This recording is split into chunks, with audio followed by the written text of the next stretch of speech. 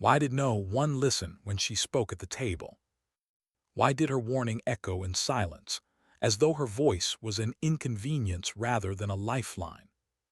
The Coringal Valley stretched like an open wound across the Afghan earth, its walls rising steep and merciless, jagged silhouettes carved into a sky bleached white by heat.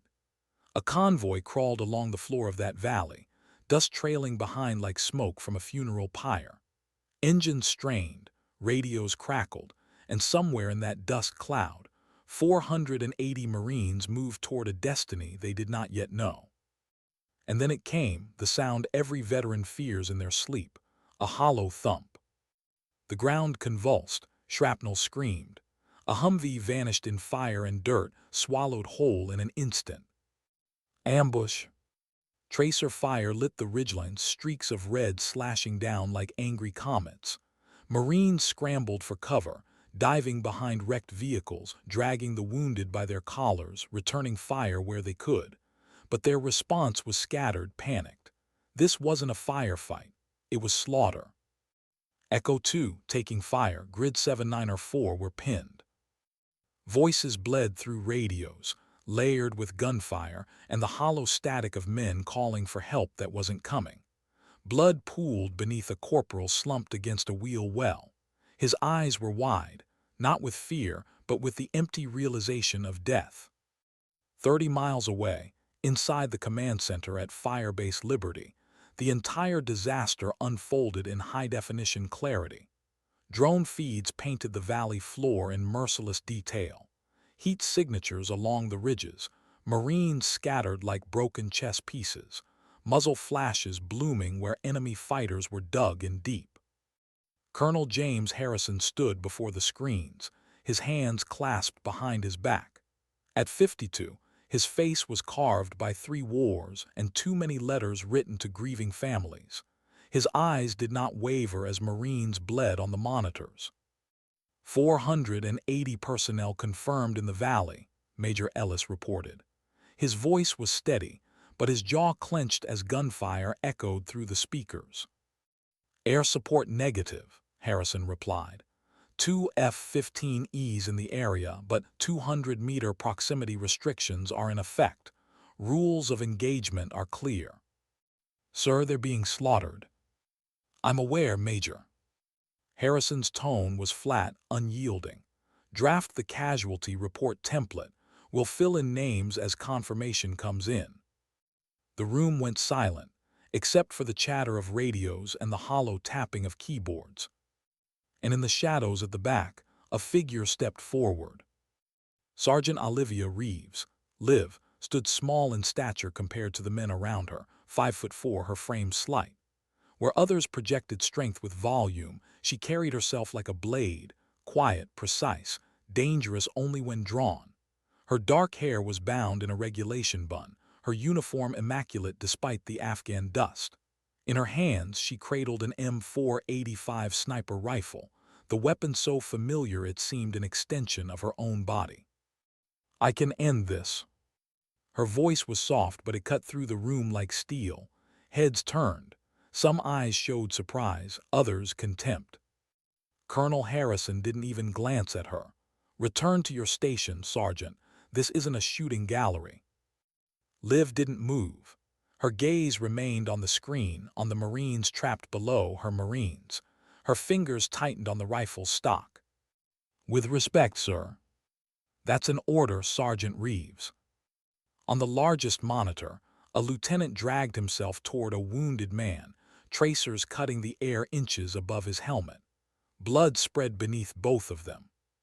Liv's jaw clenched.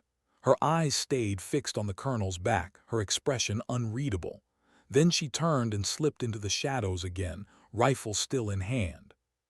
And on the screen the image froze, rewound, text bled across the frame. 72 hours earlier.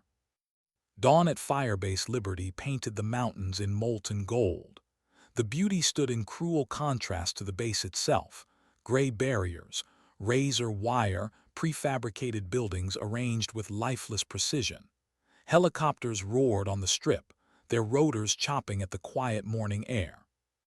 Inside an old maintenance shack converted into an armory, Sergeant Reeves sat cross-legged on a tarp. Before her lay the disassembled pieces of her rifle, arranged in perfect order. Each metal surface gleamed, cleaned until it carried a dull sheen of ritual more than necessity. She worked methodically, inspecting every piece with steady hands, checking the bolt face for buildup, running a cloth down the rifled barrel, polishing the glass of her scope as though it were a relic of faith. This wasn't maintenance, it was meditation. Beside her sat a green notebook, its pages filled with numbers and diagrams, distances, wind speeds, bullet trajectories. Where most Marines relied on standardized charts, Liv wrote her own, tailored to her rifle and her style. Most people just use the charts. The voice rasped from the doorway. Liv didn't startle. Few men could sneak up on her, and William Carter, Old Bill, wasn't one of them. At 68, the retired master sergeant carried the weight of old scars and older battles. His joints ached, his steps were heavy, but his presence filled the room with the quiet authority of a man who had survived too much to be dismissed. His silver hair was cropped high and tight, a scar running from temple to jaw like a signature left by war. Liv didn't look up. Charts are for people who accept average results. I don't. A faint smile tugged at Bill's weathered face. Your daddy taught you that. Her hands paused just for a fraction of a second, a hesitation so brief anyone else would have missed it, but not Bill. He noticed everything. He did, she said softly, sliding the bolt assembly back into place. Click. Her father, Jack Reeves, had been one of the finest snipers the Corps had ever seen. Confirmed kills in both Gulf Wars. But to Liv, he'd just been Dad, the man who taught her to shoot tin cans off fence posts in Texas, who told her patience mattered more than nerves. Never rush the shot, he'd whisper as they lay prone in the grass. The bullet doesn't care how you feel, it follows physics, not fear. By 10 years old, she outshot grown men at the range. By 16, she could still her body to the point where her heartbeat itself no longer moved her sights. And then, at 18, she buried him, killed by a drunk driver on a rain-slicked road. He left her one thing, his rifle and a notebook full of calculations. The last entry written the day before he died. The shot you don't take haunts longer than the ones you do. She joined the Marines a week later. Bill lowered himself onto a crate with a grunt. Your rifle's already cleaner than when it was issued. What are you really doing here, Reeves? Preparing. For what? Things change. Bill studied her face, the fire flickering behind her controlled exterior. I knew your father, he said. Fallujah, second battle. He saved my platoon with shots that shouldn't have been possible. Liv's eyes flicked up. And he'd be proud of you, even if the Pentagon buried what you did 5 years ago. Her head snapped up. You know about that. Bill's laugh was dry. Girl, I helped build the Phantom program. You think I wouldn't recognize one of my own? He tapped his wrist where her sleeve covered a faded tattoo. Phantom 7. She tugged her sleeve down. That program doesn't exist. Sure it doesn't. Bill leaned forward, lowering his voice. But it doesn't change what you are. Liv closed her notebook. Her voice was flat. I follow orders. So did your father, until he didn't. He rose, his knees cracking. Briefing at 1800. The battalion's moving into Coringal tomorrow. You might want to be there, just in case things change. When he left, Liv stayed seated, her hand resting on the rifle stock.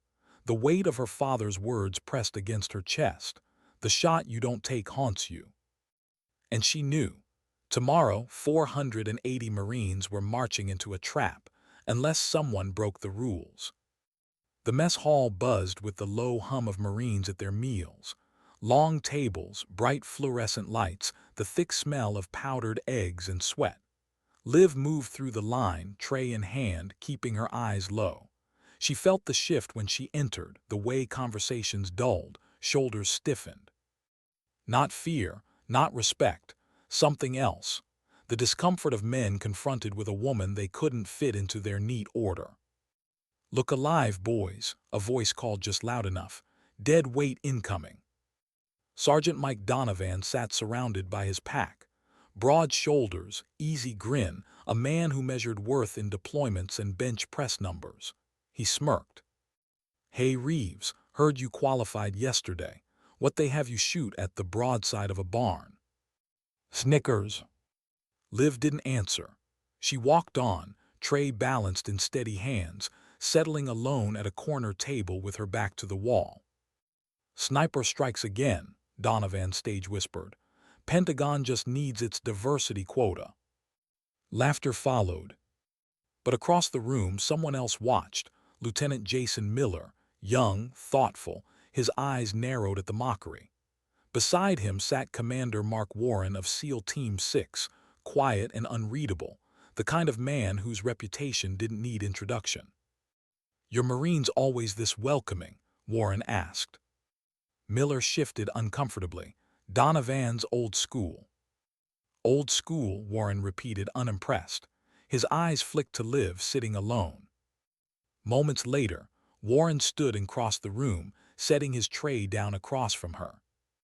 "Mind if I join you, Sergeant?" Liv looked up, surprised for the briefest moment before her mask slid back into place. "Of course not, sir."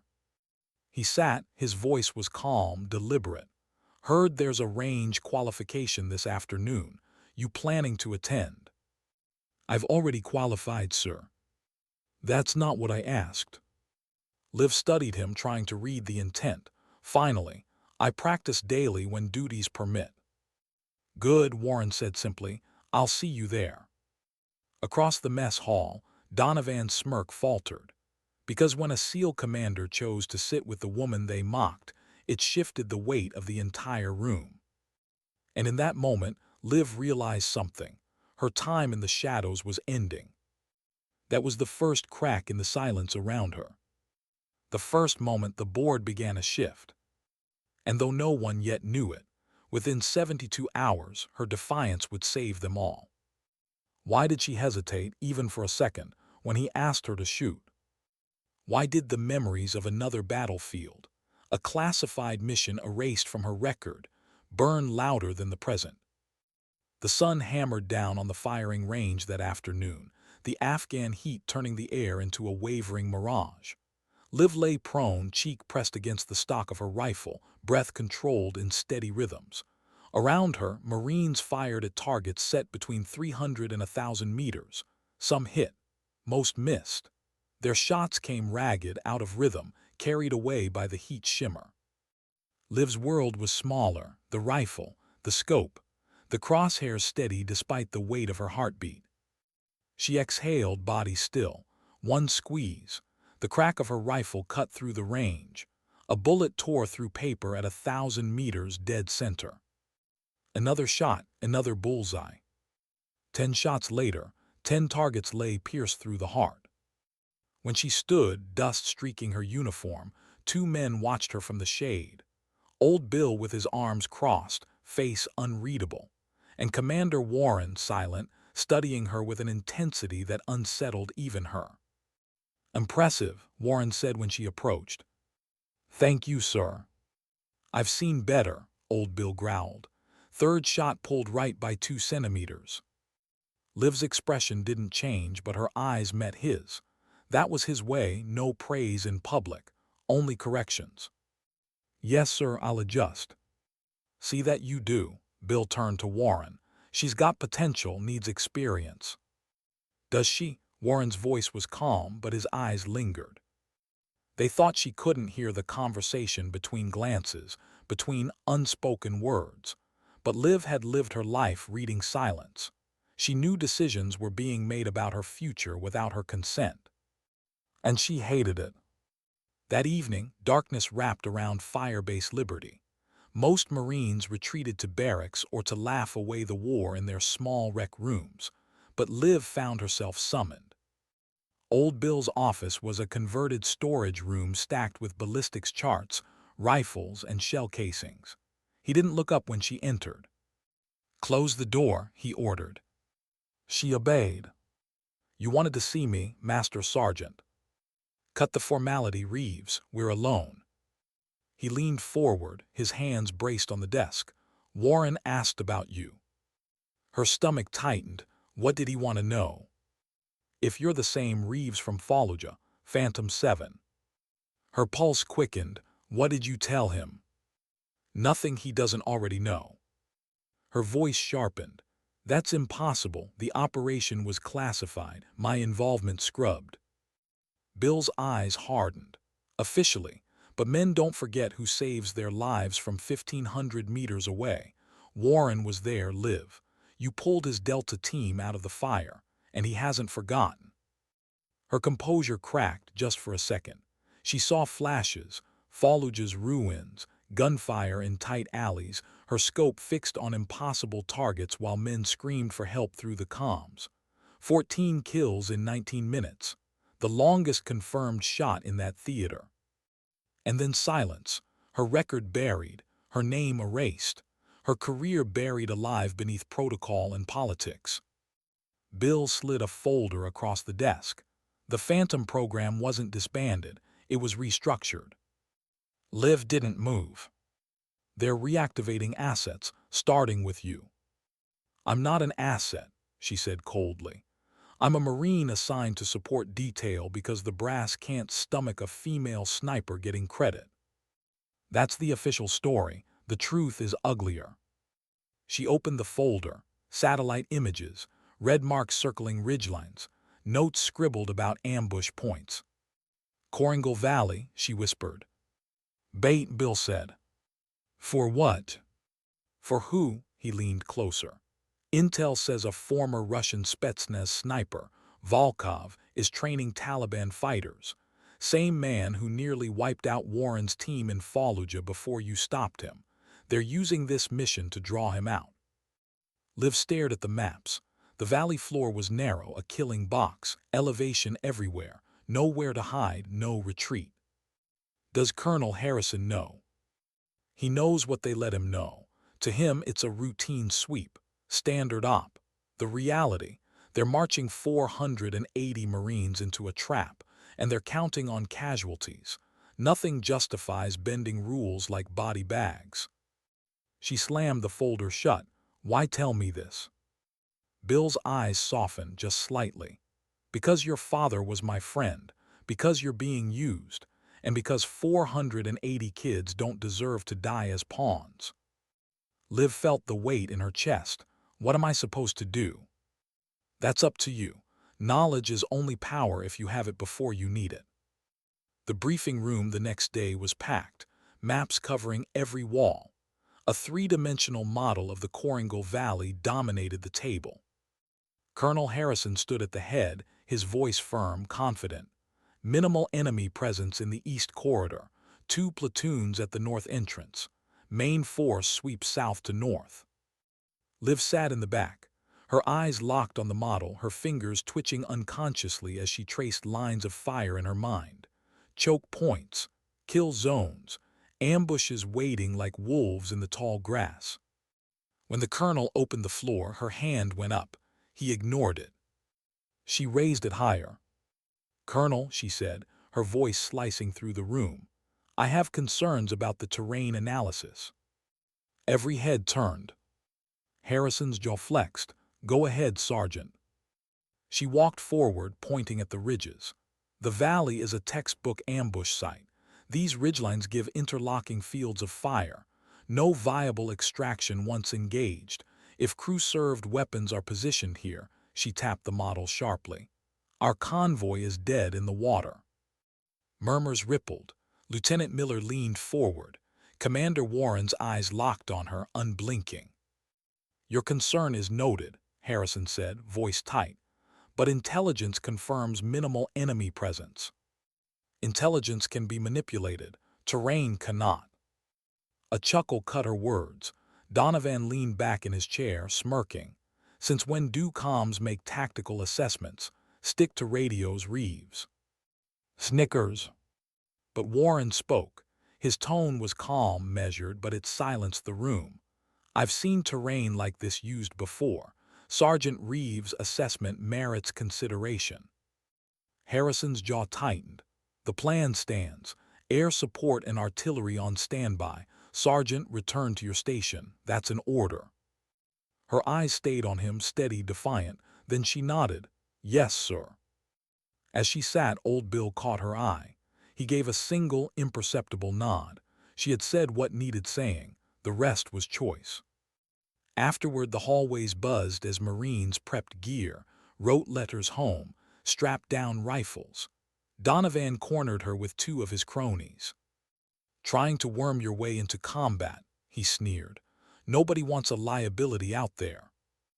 If pointing out vulnerabilities makes me a liability, Liv answered evenly, I'll carry the label. Combat isn't paper targets, it's hesitation. Blood, fear, you wouldn't know. She didn't flinch. I don't hesitate, Sergeant.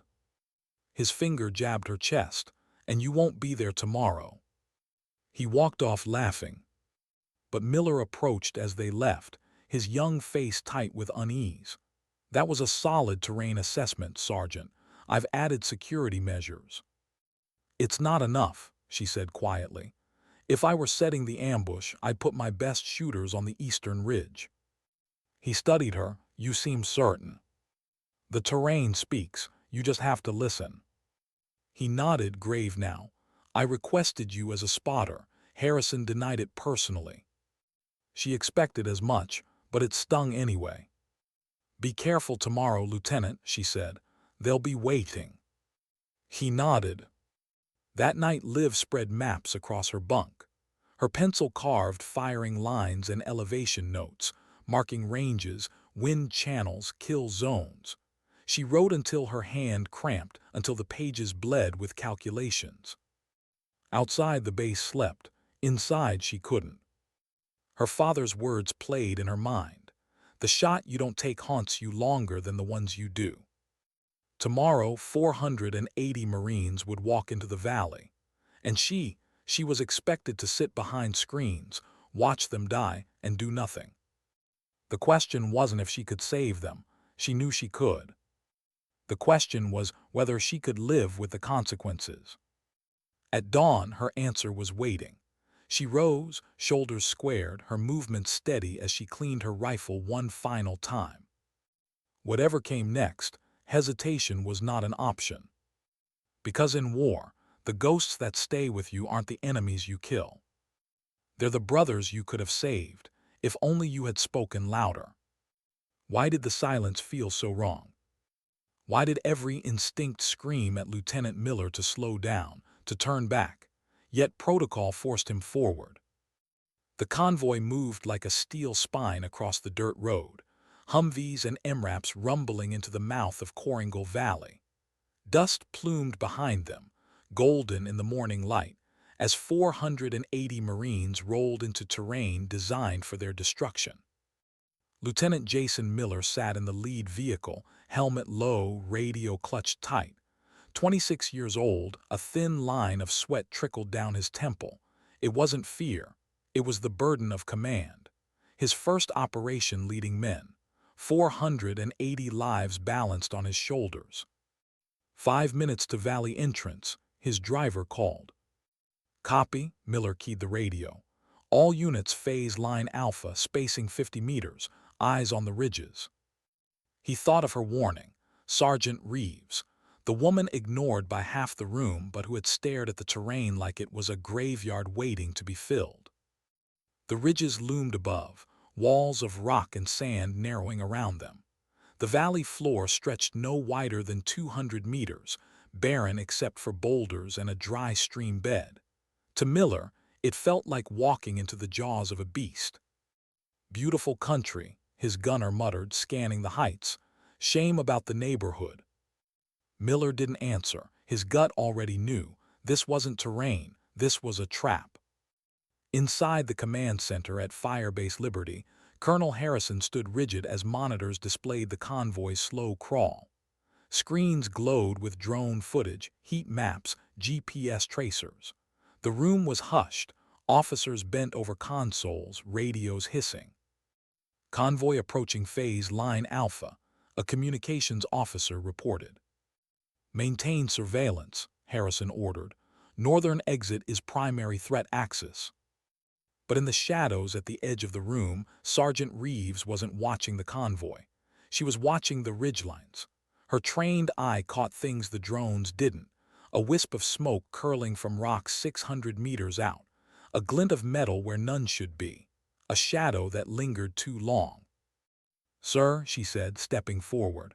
"Multiple signatures on the eastern ridge. Possible observation posts." Harrison didn't turn. "Noted, Sergeant." "They match classic pre-ambush positions. I recommend immediate warning to the convoy." "Drones show clear." "Because drones aren't looking for what I see." Her voice stayed even, but inside her chest, urgency built like fire. Finally Harrison turned. His face was stone. "Return to your station. We have analysts for threat assessment." "With respect, sir." "That's in order." The words snapped through the air. The kind that ended conversations, no matter how many men it condemned. Liv returned to her console, jaw locked, nails biting into her palm. Her eyes flicked from the ridge signatures to the radio panel, calculating the seconds it would take to seize a handset and warn Miller herself. And then it happened. Miller raised his binoculars just in time to see it. A dark figure lifting an RPG tube to his shoulder. "Contact right RPG." The explosion swallowed his words. His Humvee lifted off the ground, nose shattering, fireball rolling skyward. Almost instantly, a chain of IEDs ripped through the valley floor, erupting in coordinated thunder. Vehicles flipped, dirt geysered, flames licked the sky. Gunfire followed. Machine guns raked the valley from both ridgelines, tracers crossing in red webs. RPGs shrieked, slamming into steel, tearing apart what little cover the Marines had. "Ambush, ambush," the cry tore through the radios. Miller crawled from wreckage, blood streaking his face, ears ringing. His driver was gone, half a body where a man had been. His gunner screamed somewhere behind him, high-pitched and broken. "This is Miller, we're pinned. Grid 7904, taking heavy fire from both ridges, multiple casualties." The valley became hell. Marines clawed for cover in shallow depressions, dragging the wounded, returning desperate fire. But the enemy was everywhere, disciplined, coordinated, moving like professionals. This wasn't chaos. This was execution. In the command center, the screens filled with horror. Marines running, falling, vehicles burning, muzzle flashes bright as stars. "F-15's 20 minutes out," Major Ellis reported. His voice trembled. "Artillery risk of friendly fire." Harrison's jaw clenched. Options now. Liv sat frozen, not with fear, with fury. Her eyes tracked enemy positions, her mind already mapping solutions. Each ridge, each muzzle flash, each elevation. Her brain ran the calculations like second nature. She knew exactly what needed to be done. "Sir," she said, voice steady despite the chaos, "I can provide fire support from the northern overlook. I'll have line of sight on the eastern ridge. I can suppress the machine guns." "Negative," Harrison snapped. 200-meter restriction, no personnel in the engagement zone." "Marines are dying, sir." "I'm aware," his voice was ice. "Return to your station." On screen, a wounded Marine was dragged by his comrade, only to be dropped by sniper fire, both bodies collapsing into the dirt. Commander Warren, standing in the corner, spoke quietly. "This isn't a Taliban ambush. Firing discipline, positioning, coordination. This is professional doctrine." Old Bill, who had entered unnoticed, nodded grimly. "Russian. I've seen it before." Liv's stomach dropped. Volkov, it had to be. The radio crackled again. Miller's voice was hoarse, shaking. "We're combat ineffective. 40 dead, unknown wounded. We need immediate support or we're gone." Harrison's hand slammed the console. "Tell them to hold position. Air support inbound." "In 20 minutes, Liv said. She turned, her voice rising above the chaos. "They'll be overrun in 5." Harrison spun on her. "Sergeant, if you can't maintain discipline, you'll be removed." She stared back, eyes unwavering. "I can end this. Let me take the shot." Silence fell. Radios crackled with dying men's voices. A Marine on screen was executed point-blank by a fighter in black. Harrison's face twisted. "No exceptions, that's final." Liv looked at old Bill. His eyes gave nothing away, but she knew the truth. She was on her own. Without a word, she turned and walked toward the exit. No one stopped her. No one called her name. Perhaps they didn't notice, or perhaps they chose not to. The armory was empty when she entered. Her rifle waited on its rack like an oath unfulfilled. She gathered what she needed: suppressor, match-grade rounds, rangefinder, her green notebook. Every movement was methodical, precise. Ritual. The door creaked. She didn't need to look. "You're about to disobey a direct order," old Bill said. "Yes, sir. Harrison will court-martial you. If I live long enough for him to." He stepped inside, closing the door. He handed her a weather meter. Winds shift counterclockwise in the afternoon. Mirage layer at 2 feet. Don't forget it. Her hands paused. "You're helping me. I can't climb mountains anymore, but I can get you past the wire." Liv loaded the magazine, each bullet sliding into place with a metallic click. "Target first is Volkov," Bill said. "Take him out, the rest collapses." Her jaw tightened. "We trained under the same man. Fort Benning, 2008. Volkov was my instructor." Bill blinked. "Jesus Christ, then you know his playbook." "I know every move he'll make," Liv said. She snapped the case shut. "And I'll end it." Bill reached into his pocket, pulling out a tarnished Marine sniper coin. He pressed it into her palm. "Your father gave me this after Fallujah, said it brought him luck. You'll need it." Her hand closed over the coin. For once her mask cracked. "Thank you." "Don't thank me. Come back alive. I'm too old to break in another student." Minutes later, she moved like a ghost through the perimeter. Bill distracted the guards with some story about equipment checks while she slipped past the wire, rifle case slung across her back. He caught her arm one last time. "Liv, remember, the shots that matter most are the ones nobody sees coming." She nodded, then vanished into the rocks. The climb was brutal. The ridge rose steep, shale sliding beneath her boots. The Afghan sun seared her skin, sweat stinging her eyes, but she moved steady, conserving breath, controlling her heartbeat. Below, the valley was alive with chaos. Gunfire rattled, RPGs cracked, radios filled with desperation. She blocked it all out, focused only on the climb. 40 minutes later, she reached the depression at the top of Hell's Ridge. It was perfect: concealment, cover, and a commanding view of the valley. She set up quickly, rifle assembled, bipod locked, rangefinder aligned, notebook pages weighted down by a stone. Through her scope, the battlefield shifted from chaos to geometry. She saw the Marines pinned, Miller bleeding as he organized defenses, Donovan surprisingly leading a group north despite his own wounds. And she saw the enemy: machine guns on the east ridge, RPGs on the west, snipers in pairs, coordinated, professional. And then Volkov. Halfway up the ridge, directing fighters with hand signals. His movements economical, familiar.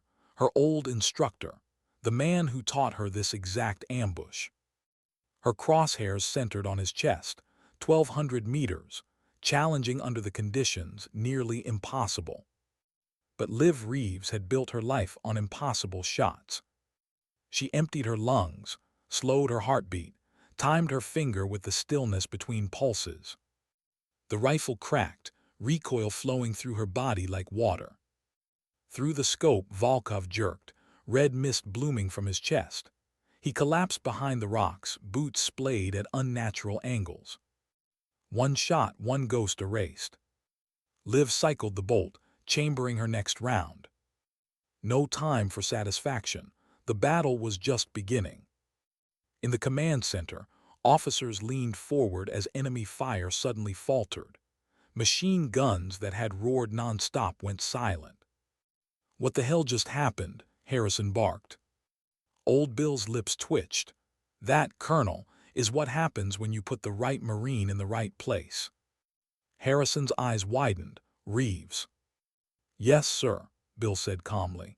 "And she's saving their lives while you draft casualty reports." Commander Warren leaned closer to the monitors, watching enemy positions crumble one by one. Recognition flashed in his eyes. "That firing pattern, I've seen it before. Fallujah, 5 years ago." He reached for the radio. "All units, this is Commander Warren. Be advised, Phantom 7 is on overwatch. Repeat, Phantom 7 has the high ground." The net went silent, then voices erupted. "Phantom 7 thought that was a rumor." "Jesus Christ, it's real." "Goddamn, she's here." Even Harrison froze, shaken. The program was supposed to be gone, but the operator remained. And on Hell's Ridge, Liv Reeves settled into the dance she was born for: observe, breathe, squeeze, move. Ghost-like, silent, deadly. The valley had been a slaughterhouse. Now it was a chessboard. And she was about to flip the game. Why did the valley suddenly go quiet? Why did the withering fire from the ridges pause, as if death itself had taken a breath? Miller lay against the charred wreckage of his Humvee, one hand clamped over the torn flesh of his shoulder, the other gripping his radio. His ears rang, his chest burned, and yet even through the chaos he noticed it. The machine gun on the East Ridge, the one that had pinned them for 15 minutes, was silent. "Alpha 2, suppressing fire, move." His words broke off as his eyes caught something impossible through the smoke. The enemy crew manning the guns slumped over their weapon, blood blooming across their chests. "Dead, all 3 of them." "Where the hell did that come from?" his gunner gasped. Miller didn't answer. He was already scanning the ridges, searching for the unseen hand that had cut their execution short. And then, as if in answer, another crack echoed, a sharp report that rolled across the valley. A fighter with an RPG spun and collapsed, body tumbling down the rocks. "One shot. One kill." The Marines looked at each other, confusion mixing with hope. Someone was up there. "Whoever you are," Miller muttered under his breath, "don't stop." On Hell's Ridge, Liv adjusted her scope, her body one with the rifle. She shifted positions just enough to avoid counterfire, rolling smoothly, steadying her breathing, ignoring the sting of sweat dripping into her eyes. Target range, wind correction, exhale, squeeze. Each movement was muscle memory, each calculation instinctive. Through the scope, the valley transformed from chaos into clarity. She wasn't seeing Marines pinned and dying. She was seeing geometry, angles, ranges, probabilities. Each shot was a solution. Each trigger pull an answer to a problem no one else could solve. The enemy never saw it coming. Fighters who thought themselves invisible behind cover dropped in silence, their bodies folding before their comrades realized they were exposed. RPG gunners lifted their tubes only to collapse before firing. Snipers who had reigned unchallenged from ridges found themselves hunted, one by one. Every kill wasn't vengeance. It was necessity, a line in the sand drawn for men who didn't even know her name. But she whispered to herself after each shot, steady and soft, "That's one more who won't take them. That's one more they get to keep." In the command center, disbelief spread like wildfire. East Ridge machine gun disabled. Multiple RPG positions neutralized. Sniper teams on the western slope eliminated. Major Ellis stared at the drone feed. "Sir, these kills, these aren't air assets. They're precision ground fire." Colonel Harrison's face went rigid. "Impossible." But old Bill leaned against the console, arms crossed, a ghost of satisfaction in his eyes. Not impossible, just unapproved. Commander Warren's gaze was locked on the screen, his jaw set. "It's her, Phantom 7, I knew it." Harrison whirled on him. if Reeves has disobeyed orders. She hasn't disobeyed orders, Warren cut in sharply. She's saving your Marines. Or do you prefer explaining to their families why you let them die for paperwork? The colonel's lips pressed thin. For the first time, uncertainty cracked his granite facade. On the screens, Marines began to move, emboldened. Lines that had been static with fear started shifting forward, because somewhere out there, an unseen guardian was rewriting their fate. In the valley, Donovan's squad was pinned behind a burning MRAP, rounds snapping overhead. He had been arrogant before, dismissive of her, mocking her in the mess hall. But now, with his men bleeding beside him, he whispered a prayer to any god listening. Then another crack. The enemy sniper who had tormented them for 20 minutes slumped lifeless over his perch. Donovan blinked. Then slowly a grin cracked his dirt-streaked face. "Hell yes," he breathed. "Whoever you are, keep it coming." He rose, bellowing to his squad, "Move, push north." They surged forward, laying fire as the enemy positions faltered. For the first time in an hour, momentum shifted. Liv didn't hear their cheers. She didn't need to. Her focus narrowed with every breath.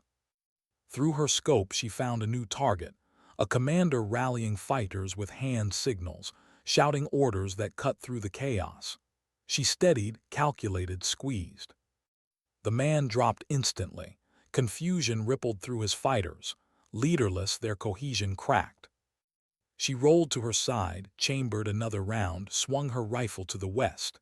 An RPG crew was preparing to fire into the densest cluster of Marines. One shot. The round went high, punching into the warhead itself. The explosion tore the crew apart, fireball rising into the air. The Marines below erupted in cheers. And Liv's hands never shook, not once. But inside, something churned. With every trigger pull, every body she dropped, she remembered Fallujah. She remembered the night she crossed an unspoken line, when she became not just a Marine, but a ghost that command couldn't acknowledge. "How many more before they bury this too?" "Colonel," Ellis said urgently in the command center. "Enemy positions collapsing across the valley. Our Marines are regrouping. Casualty count slowing." Harrison stood stiff, his knuckles white against the table. He wanted to deny it, wanted to cling to the structure of orders, discipline, protocol. But the evidence unfolded across every screen. One woman with a rifle was doing what his entire command could not. "She'll be court-martialed," he muttered almost to himself. Old Bill's voice was a gravelly rumble. "She'll be remembered. There's a difference." Warren's eyes flicked to him. "Where is she?" Bill didn't look away from the screens. "Exactly where she needs to be." Miller's voice came over the net, ragged but firm. "All units rally on me. Push west to extraction corridor. Whoever's watching over us, we're not wasting your gift." He didn't know her name. None of them did, but the effect was the same. Marines who had been broken, pinned, waiting for death now rose with renewed ferocity. Their fire became coordinated, their movement purposeful. They believed not in air support, not in command, but in the unseen phantom holding the ridges. Liv adjusted, her scope tracking. A heavy machine gun roared back to life, chewing into the valley floor. She exhaled, waited for the pause between bursts, and sent a single round straight through the gunner's skull. The weapon went silent forever. Her body moved like a metronome. Breathe, aim, fire, shift again. But inside, her chest ached, not from fatigue, from the weight of choice. She had crossed the line, defied orders, branded herself a traitor in the eyes of command. There was no undoing it. Still, she whispered, almost a prayer, "Better court-martialed than carving names into stone." Hours passed like minutes. The ambush collapsed piece by piece until fighters fled into the hills. The valley floor, once a killing field, now belonged again to the Marines. Smoke rose, bodies littered the dirt, but life clung stubbornly to those who had been marked for death. From her ridge, Liv exhaled for the first time in what felt like days. Her rifle lay across her lap, barrel hot, stock slick with sweat. She wiped her brow with the back of her hand and looked out across the battlefield. 480 Marines had marched into the valley, and against every expectation, most of them were walking out. But at what cost? At Firebase Liberty, the command center erupted in reports: survivors, casualty lists, ammunition counts. Colonel Harrison stood apart, silent. He knew. Everyone knew. The mission had not been salvaged by intelligence or by air power or by his command. It had been saved by the defiance of one woman who refused to watch her brothers die. And that truth burned him deeper than any loss. Warren turned to Old Bill. "She can't come back through the wire. Harrison will bury her alive." Bill's face was solemn. She knew that when she left. As twilight bled across the valley, Liv gathered her gear. She broke down her rifle, stowed her notebook, slung her pack. Her muscles trembled from hours of stillness, but she rose steady. She looked once more at the field below, stained with fire and sacrifice, and whispered to no one, "It wasn't for me. It was for them." Then she vanished into the mountains, as silent as she had come. The Marines in the valley would never see her face. They would never know her name. But already stories were forming. The phantom on the ridge. The unseen sniper who turned slaughter into survival. The one who defied orders and saved them all. And though Liv didn't believe in legends, she knew one thing as she disappeared into the darkness. Sometimes survival demands silence. Sometimes honor demands defiance. And sometimes the only way to serve is to fall alone. Why did survival feel heavier than death? Why, as the valley emptied of gunfire, did the silence sit on their shoulders like an unliftable weight? The smoke still lingered in Coringal Valley, curling upward from burned-out Humvees and craters torn by buried explosives. The air smelled of cordite and diesel. Blood and dirt mingled into something every Marine there would taste for the rest of their lives. Miller staggered across the field, arm bound in a hasty tourniquet, dirt caked on his face. His men followed in battered clusters, some dragging the wounded, others carrying bodies wrapped in ponchos. The survivors' eyes were hollow, their steps heavy, but they were alive. He paused, glancing back at the ridges where death had once rained down. Nothing moved up there now. No muzzle flashes, no shadows, just stillness.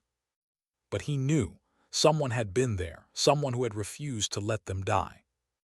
He raised his radio with his good hand. "This is Lieutenant Miller. Be advised, survivors en route to extraction point. And to whoever's still listening on the net, thank you." The frequency answered with static. No voice, no name. But Miller whispered anyway, "Phantom, whoever you are." At Firebase Liberty, the air was thick with tension. Officers worked frantically, tallying casualty lists, transmitting updates, issuing medical requests. Survivors were inbound, but the losses were staggering: dozens dead, scores wounded. The command center reeked of sweat and failure. Colonel Harrison stood like a statue at the center of it all. His jaw was tight, his chest heaved with controlled breaths, but his eyes betrayed the storm within. He had lost control of his battlefield. Worse, he had lost control of his narrative. "She disobeyed me," he said, voice low, almost to himself. "She left this post. She abandoned her orders." Old Bill, seated on a crate near the wall, didn't bother to hide his contempt. "She saved your Marines." Harrison's head snapped toward him. "She compromised command authority." "She compromised nothing but the enemy's fire superiority." "You're defending insubordination."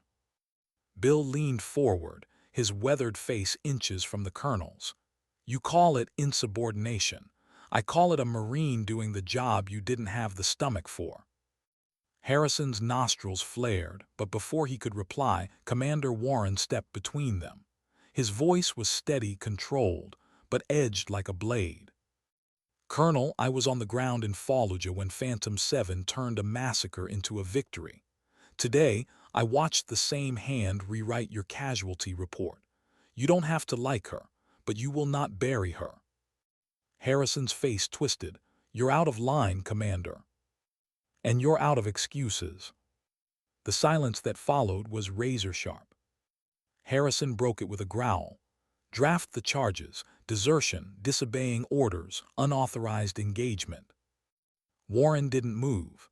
You try to put those charges through, and I'll personally deliver testimony to Congress about your refusal to act. You'll hang before she does. The room froze. Bill's gravelly chuckle broke the silence. Careful, Colonel. You're bleeding command faster than you're bleeding men. In the barracks, word spread like fire. Marines who survived Coringal whispered in bunk corners, voices low but fervent. She took out the whole East Ridge by herself. Never saw her, but the shots, God, they were perfect. Saved my squad when we were dead to rights. You think it's true, Phantom 7.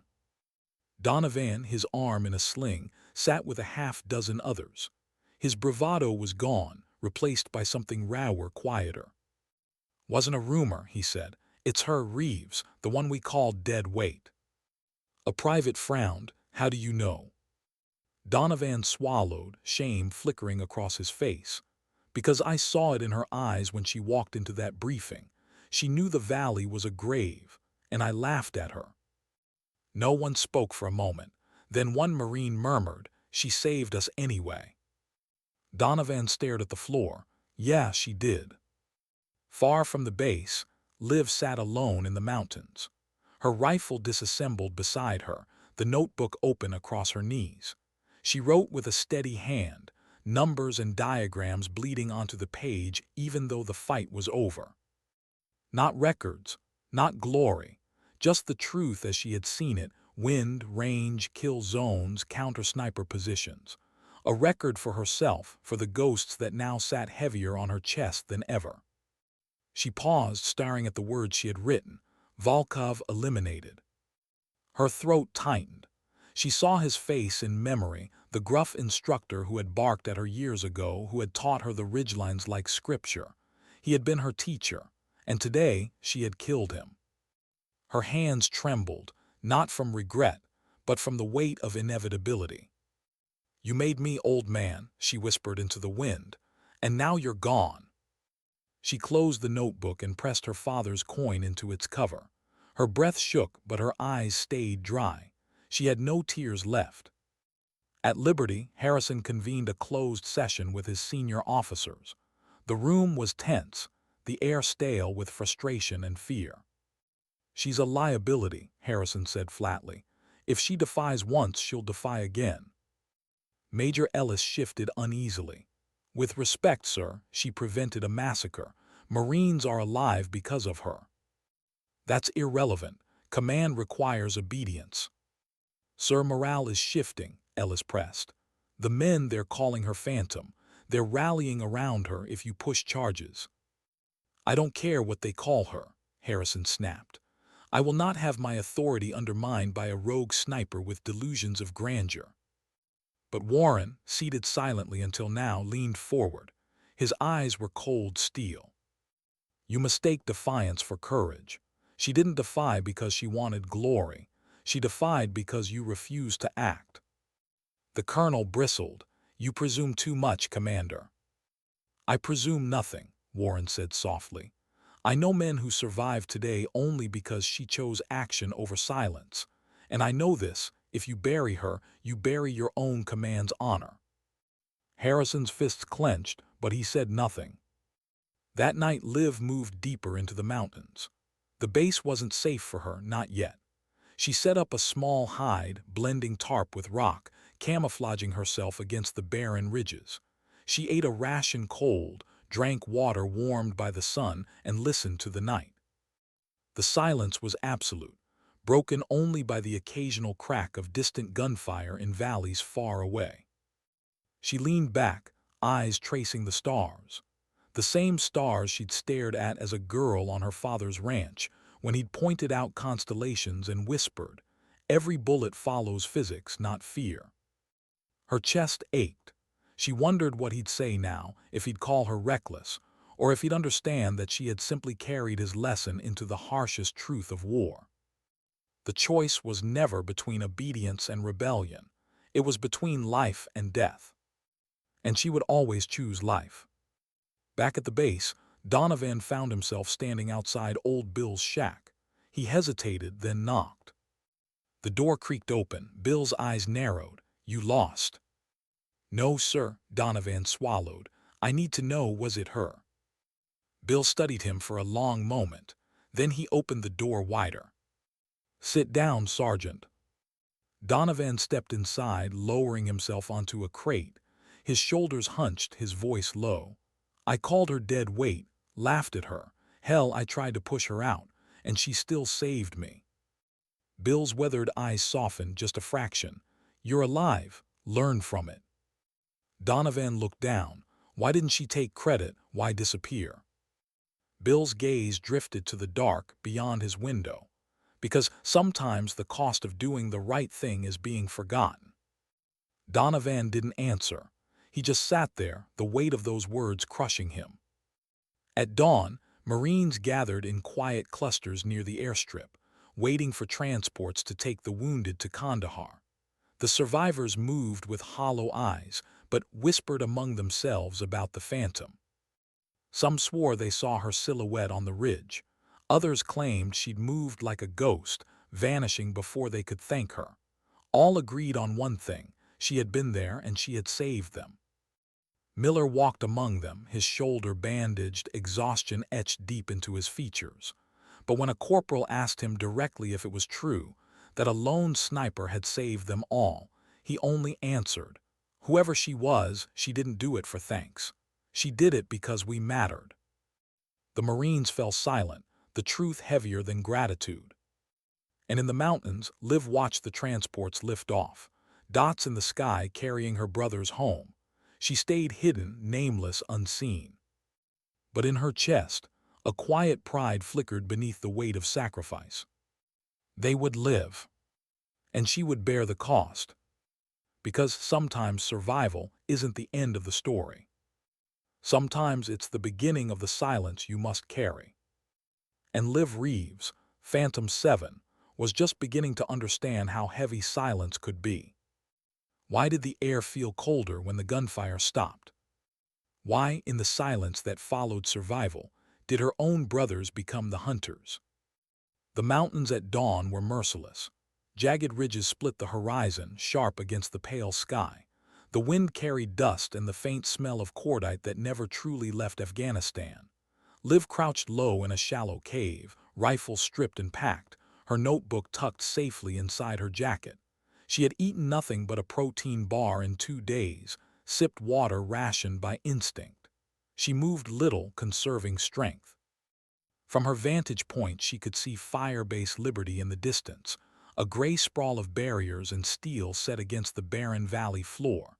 Helicopters rose and fell, black silhouettes against the sunrise. From here it looked like another world order, authority, safety. But Liv knew better. Inside those walls, she was already a ghost. She wiped grit from her hands and pressed her father's coin between her palms, closing her eyes. She wasn't praying. She wasn't sure she even believed in prayer anymore. But she needed something solid, something that anchored her in the storm. "You told me to never rush the shot," she whispered. "But you never said what to do when the whole damn world's rushing me." Inside Liberty, the storm was brewing. Colonel Harrison stood in the operations tent, his voice sharp as a blade. "She disobeyed orders. She abandoned her post. She's a liability, and I want her found." His words echoed against the walls, hard enough to make junior officers avoid eye contact. Major Ellis shifted uneasily. "Sir, with respect, Sergeant Reeves is a Marine. She's not an enemy combatant." "She might as well be," Harrison snapped. "If I let one sergeant decide when to disobey, I may as well hand over my bars. We operate on discipline, not vigilante heroics." Ellis kept his tone calm. "Sir, she saved nearly the entire battalion." "And in doing so," Harrison fired back, She undermined command integrity. The Corps doesn't run on martyrs, it runs on orders. From the corner, Warren's voice cut in, quiet but heavy. And what happens, Colonel, when the orders are wrong? The room stilled. Harrison's eyes locked on the SEAL commander. You tread carefully, Warren. I already have. Warren leaned forward, his voice low but hard as steel. I've seen your kind of command before. The kind that values its own authority more than the men under it. Men like that don't last. But legends outlive you. The colonel's face darkened. If she becomes a legend, it will be because I allowed her to. Warren didn't flinch. No, Colonel, it'll be because she earned it. The Marines on the base whispered in shadows. They sat in the mess, voices hushed, retelling the impossible. She took Volkov, one said. Hell, I saw her crack shots. I wouldn't believe at 1,200 meters. She saved my squad. I don't care what they say, she's real. And soon, the whispers grew bolder. The Phantom's still out there. Watching us, protecting us. Command can't stop her, she's one of us. Even Donovan, loudmouthed, brash, the first to mock her, fell silent when her name came up. He stared into his coffee like it might reveal an answer. She saved me, he finally admitted. The words hung heavy in the air, stripping him bare. And I'll never deserve it. No one mocked him, no one laughed, they all knew what he meant. In the mountains, Liv moved carefully. By day she lay hidden in rocky depressions, camouflaged by dust and patience. By night she walked ridgelines, scanning valleys for movement, marking enemy patterns in her notebook. She wasn't idle, she was working.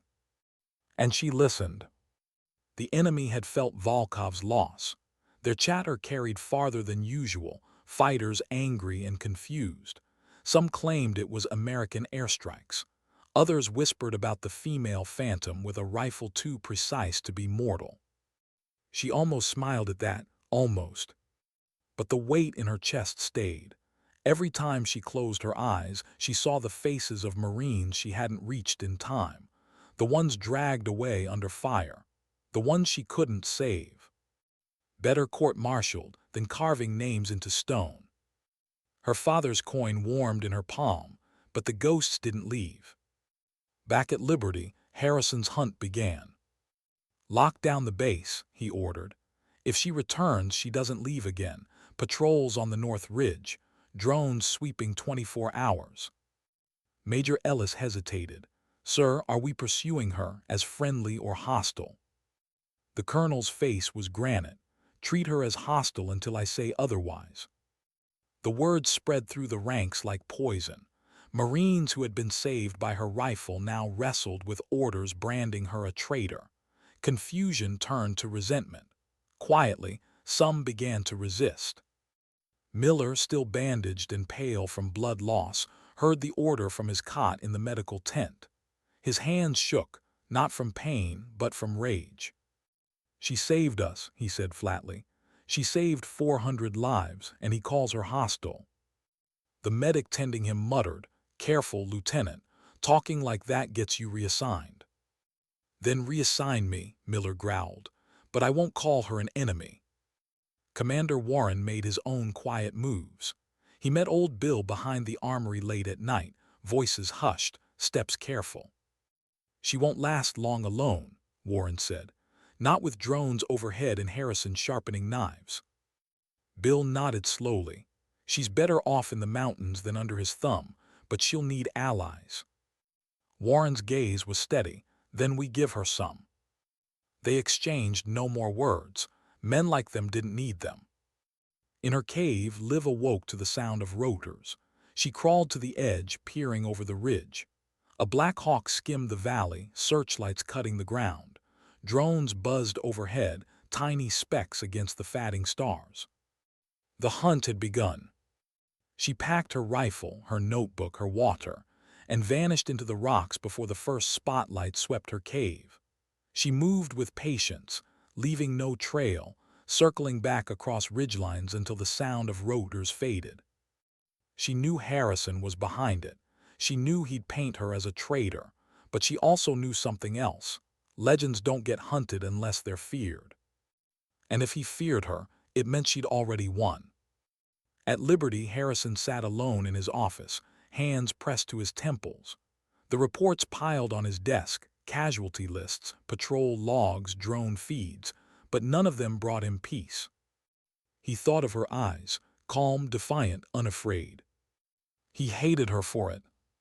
Because deep down, beneath his polished uniform and his iron rules, he knew the truth. She had done what he could not. She had carried the weight he was too rigid to bear, and that truth would follow him to his grave. So he made his choice. If he couldn't own her, he'd erase her. But outside in the barracks, in whispered conversations, in letters being written home, a different truth was taking root. They called her Phantom 7. They called her the ghost who defied orders. They called her theirs. And no matter how hard Harrison tried, no matter how loud his orders rang, the legend grew louder. High in the mountains, Liv sat alone under the stars, cleaning her rifle by the light of a red-lensed headlamp. Her hands were steady, her breath slow. But her eyes glistened when she whispered into the dark, "I'll take the fall for this. I already knew I would, but if they live, then it's worth every step." She closed her notebook, slipped her father's coin back into her pocket, and leaned against the cold stone. The night was silent. The world for a moment was still. And in that stillness she understood. Sometimes legends aren't born from victory. They're born from sacrifice. And she was willing to carry that weight, no matter how heavy it became. Why did survival feel lonelier than dying? Why did every mile she put between herself and the base feel like the distance between her and everything she once believed in? The mountains were endless. Gray ridges melted into black valleys, barren and sharp, each one indistinguishable from the last. Liv moved like a ghost, hugging the shadows, her pack pressed against her spine, rifle slung across her chest. She rationed every sip of water, every crumb of an MRE bar. She didn't sleep so much as collapse into stillness for an hour at a time, ears tuned to every sound around her. The Marines she had saved were back at Liberty. She could almost picture them in their barracks, bandaged, bruised, alive. She had given them her silence. Now silence was all she had left. But silence didn't keep drones away. She felt the hum before she saw it, the faint electric buzz that made the air tremble. Dropping flat against the rocks, she peered upward. A drone circled overhead, its faint red light blinking against the night sky. Her heartbeat slowed. She pulled the tarp from her pack and dragged it over herself, camouflage netting blending her into the stone. She pressed her body flat, her rifle beneath her chest. The drone lingered. Its searchlight swept across the ridge 50 yards away. A second buzz joined it, then a third. Her lungs burned, but she didn't move, not even when the beam lingered on the rocks where she lay. Seconds crawled into minutes. Finally, the hum drifted away. The night was silent again. She peeled back the tarp and whispered, "You'll have to try harder, Harrison." At Liberty, Harrison reviewed the drone feeds. His eyes burned from hours without sleep, but his voice stayed sharp. "Expand search pattern. She's using terrain for cover. Widen grid by 10 clicks." An officer hesitated. "Sir, with respect, if Sergeant Reeves is considered hostile, do we fire on contact?" Harrison's eyes cut like steel. "We eliminate the threat." The words sank heavy. No one argued, but not everyone obeyed. In the barracks, whispers grew bolder. Marines passed quiet messages, rumors disguised as casual talk. Search teams spotted near the eastern ridges. Orders say hostile engagement. "That can't be right, she saved us." Donovan sat silent at first, jaw clenched, the guilt of his earlier cruelty still fresh. But when a corporal muttered, "Maybe command knows something we don't," Donovan finally snapped. "Yeah, they know she's better than they are." The table went quiet, all eyes turned to him. "She's the reason I'm breathing, the reason you're breathing, and Harrison wants her gone because she made him look weak. That's all." A young private frowned. "So what do we do?" Donovan leaned closer, lowering his voice. "We don't fire on her, not ever. If you see her, you look the other way." No one argued. The silence was agreement enough. Lieutenant Miller moved slower than before, his arm still stiff in its sling, but his voice carried weight among the survivors. He visited the wounded, listened to their stories, made sure their words were written down. He spoke quietly, never in front of officers, but always where Marines could hear. "She gave us a chance, don't forget that. Command will try to erase her, but she deserves more than silence." The men nodded, eyes burning with unspoken loyalty. And in that silence, a quiet rebellion began. In the mountains, Liv set traps as she moved. Simple things, rocks disturbed to cover her tracks, broken twigs bent the wrong way, shallow footprints leading into dead ends. She wasn't just hiding. She was teaching them how impossible it was to catch her. But the truth, she was tired. Her body ached from hunger, her lips cracked from thirst. The nights were bitterly cold, the days scorching. Her thoughts drifted at times, her father's voice in her head, Bill's gravelly corrections, the sound of Miller's plea over the net.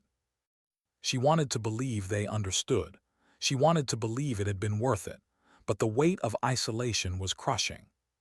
She sat one night, rifle balanced across her knees, notebook open in her lap. She didn't write firing lines or calculations this time. She wrote words. "If they find this, tell them I wasn't running. Tell them I was still theirs, even when they called me a traitor." Her hand shook as she closed the notebook. She wasn't afraid of dying. She was afraid of being forgotten. Harrison's search parties grew bolder. At dusk, a squad patrolled the northern ridges, rifles raised, eyes sharp. The sergeant leading them glanced at the map, then at his men. "If we see her, rules say hostile." The Marines exchanged looks. No one spoke. Hours later, one Marine spotted a faint tarp tucked between rocks. His heart kicked in his chest. He knew it was her. He raised his rifle, then lowered it. "She's not here," he called softly to his squad. "Just a campfire, long cold." The others nodded. None corrected him. They moved on. Up on the ridge, Liv exhaled slowly, rifle steady, eyes glistening. She had been a hair's breadth from squeezing the trigger. She hadn't, and they hadn't either. She whispered to herself, "They still remember." Back at Liberty, Warren confronted Harrison one final time. "This hunt ends, Colonel. She's not your enemy." Harrison sneered. "Then whose enemy is she?" "Yours," Warren said flatly. "Because she proved what one Marine with courage can do, and you'll never forgive her for it." The colonel's eyes darkened, but Warren didn't flinch. "If you kill her, you'll kill every ounce of faith your men still have in you, and you'll lose this war before you even know it." Harrison leaned in, voice venomous. "And if she survives, she'll destroy every ounce of order I've built. I'd rather be hated than irrelevant." Old Bill found Miller near the med tent that night.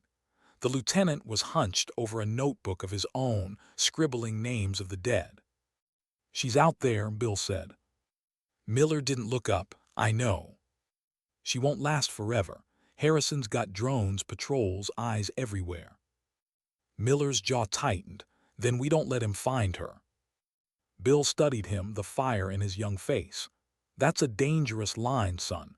You sure you're ready to cross it?" Miller finally looked up. "She crossed it for us. The least we can do is follow." Bill's lips twitched in something like a smile. Maybe there's hope for this corps after all.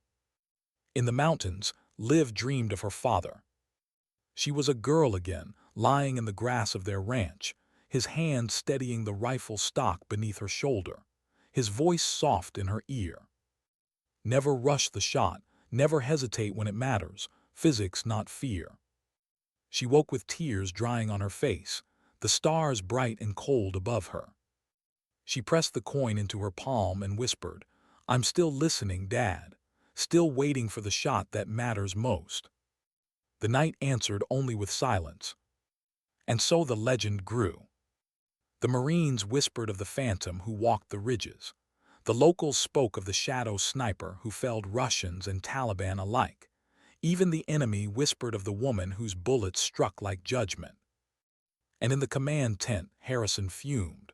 Because no matter how many patrols he sent, no matter how many drones circled, he couldn't kill a ghost.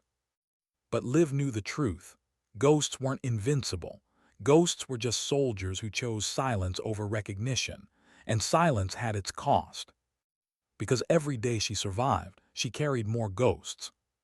And every night she whispered the same words into the dark. "I'll take the fall for this." And she would, if it meant they lived. Why did the order come down in writing? Why, on the day Harrison signed it, did it feel less like a command and more like a confession? The document was stark. Black ink clipped phrases, no room for doubt. Subject, Sergeant Olivia Reeves. Status, fugitive. Directive, terminate on sight. Harrison set the paper down with deliberate calm.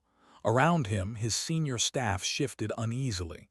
No one spoke the truth, that the order wasn't justice. It was vengeance. Major Ellis broke the silence. "Sir, the Marines won't follow this." "They'll follow what they're told," Harrison said. His voice carried no doubt, but his eyes betrayed it. Commander Warren leaned across the table, voice low, dangerous. "No, Colonel, they won't, not this time." Out in the mountains, Liv knew something had shifted. The drones circled longer, patrols pressed deeper, the net tightened. She felt it in her bones. This wasn't about bringing her in anymore. This was about erasing her. She moved at night, concealed by starlight, but exhaustion crept in. Every step dragged. Every sip of water burned her throat dry. She was running out of time. Still, she whispered as she climbed, "I'll take the fall for this. I always knew I would." Her father's coin pressed warm in her palm. The Marines felt the shift too. Whispers reached the barracks. "Terminate on sight." Command branded her hostile. "They want us to kill the one who saved us." Disbelief turned to rage. Donovan, once her loudest critic, slammed his fist against the table hard enough to rattle trays. "Over my dead body. She saved my squad. I won't raise a rifle against her." Miller's voice cut through the noise, calm but firm. "Listen to me. Orders don't matter when they're wrong, and this is wrong." The Marines fell silent, watching him. "If we let them bury her, then every life she saved in that valley means nothing. If we stand down, if we refuse, we honor her. That's the choice." One by one, heads nodded, quiet, resolute. The rebellion wasn't shouted. It was decided in silence. Harrison didn't know yet. He thought his words still carried weight. He didn't understand that his authority had already cracked the moment Liv Reeves chose defiance. What he did know was this: she was close. Drone footage caught faint heat traces along a ridgeline 20 clicks north. A patrol was dispatched. 12 Marines, 1 lieutenant. Miller. She saw them before they saw her. Figures moving along the ridge, weapons ready.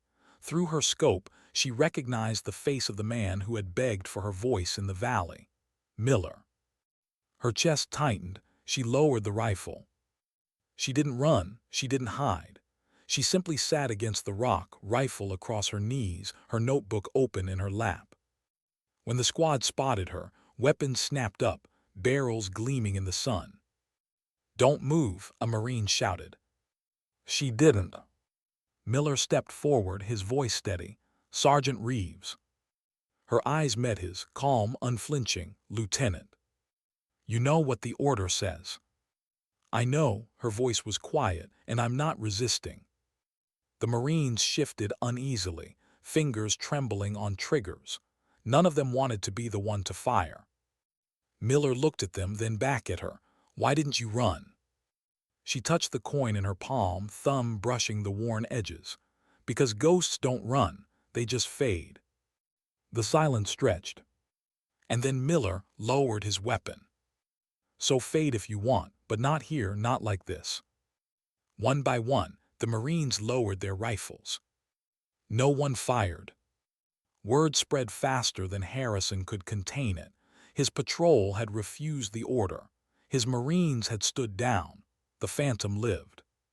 The colonel raged, slamming his fists, shouting about insubordination. But his voice no longer carried weight, not against the silence of an entire battalion. Commander Warren stood in his office, calm and immovable. "It's over, Colonel, you lost." "You think this is a victory?" Harrison spat. "She's destroyed command, she's destroyed discipline." "No," Warren said softly. "She reminded them what it's supposed to mean." Liv disappeared from the ridges that night. No one saw her leave. No one heard her steps. But letters began to circulate among the Marines. Folded scraps of paper slipped under doors, tucked into rucksacks, passed hand to hand. Each one bore the same words, scrawled in her handwriting. "Don't waste the lives I bled for. Don't let silence bury you the way it buried me. Stand for each other even when it costs you, especially then." Some tucked the letters into helmets, some into their Bibles. Some burned them after reading, afraid of what it meant to keep them. But none forgot. Months later, back home, a corporal sat at his kitchen table in Kansas. He couldn't tell his wife everything, but when his daughter asked him how he survived, he whispered, "A ghost saved me." A year later, in a quiet Texas town, Old Bill placed a small box on a gravestone with no name. Inside was a coin, worn smooth by time. And in Afghanistan, whispers lingered in valleys and villages, about the woman who struck from the ridges, the Phantom who saved hundreds, the Marine with no rank and no name, but a legacy sharper than any bullet. Colonel Harrison retired under a cloud, his career ending not with medals but with silence. Warren moved on to other commands. Miller rose through the ranks, carrying the memory like armor. Donovan spent the rest of his life telling new recruits that heroes aren't loud, they're the ones you never see coming. And Liv? No one knew. Some swore she slipped into the civilian world, living quietly under another name. Others believed she stayed in the shadows, a contractor, a ghost for hire. But among the Marines who walked out of Coringal Valley alive, there was no doubt. She had given them her silence. She had given them her defiance. She had given them their lives. Because sometimes dignity doesn't shout. Sometimes it doesn't wear medals or stand in parades. Sometimes dignity doesn't speak. It simply acts. And then it fades, leaving only the echo of a single truth. One woman with a rifle chose to take the fall, so 480 Marines could rise.